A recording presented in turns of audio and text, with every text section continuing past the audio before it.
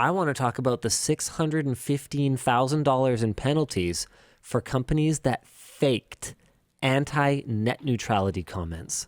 Yeah, what's going on with that? Okay, this is wild. This is like some next level BS. This explains not all, but at least some of how obviously beneficial things like net neutrality, like right to repair, don't just immediately happen where everyone just goes, oh yeah, that would be good. Let's do that. Let's talk about this. 3 companies, LCX Digital Media, Lead ID, and Efficient, IFFICIENT Inc., were hired by the broadband industry to enroll consumers in a campaign to repeal net neutrality rules in 2017. Instead, these companies submitted a combined 3.8 million fake responses to the FCC using the identities and personal information of real people without their knowledge or consent. So basically, if you were actually a real person who got convinced somehow that net neutrality was a bad idea and was bad, congratulations, you played yourself. You are as clever as a bot. Like, it's net neutrality is obvious. It is obvious that it needs to be a thing. And because it's so obvious, these companies clearly thought, you know what? We are never going to convince enough people of this. Yeah, so we just need to fake it. So we just need to fake it.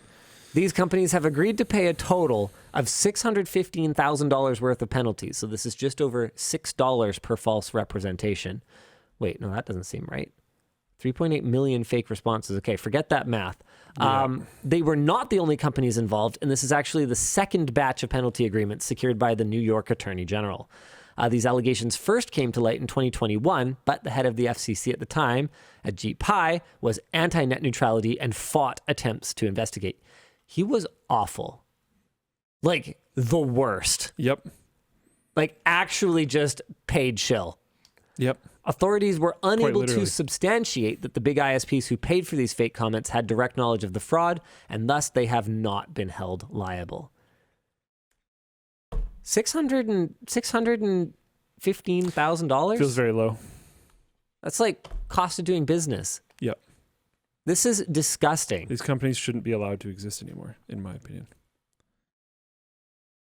Force closed. What's that? I don't think these companies should be allowed to exist anymore. Yeah. I mean, I just don't understand why you can have like however many grams of weed or whatever and In you jail. can go to jail. Yeah. Like, Just fraud. It's not a big deal. yeah. Like, what? Yeah. Like the amount of money that was at stake in this net neutrality Oh, yeah. in this net neutrality argument. And like, what? Are they going to overturn it now? Yeah, this is hilarious. Lapsed memory goes, the worst part is that this was known while it was happening. Yeah. And he specifically blocked any investigation. Yeah, exactly. Yeah. Yeah, we got people talking about like 650 grand is less than what some companies will pay for like a TV advertising spot. Yeah, 100%. Think about Super Bowl spots. Yeah. Like, man. Yeah, and 600K between 3 companies. Like, okay.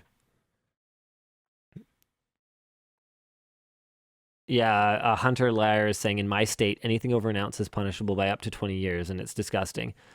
Yeah, 100%. Like, why is white-collar crime just fine? It's okay. Isn't Elizabeth Holmes, like, still not in jail? Who's that? Theranos Oh, really? She's not? I thought she was. has avoided starting her more than 11-year prison sentence on Thursday by deploying the same legal maneuver that enabled her co-conspirator in the blood testing hoax to remain free for an additional month. Jeez. Okay. Because that would be an option if you had, an ounce of weed in your bag.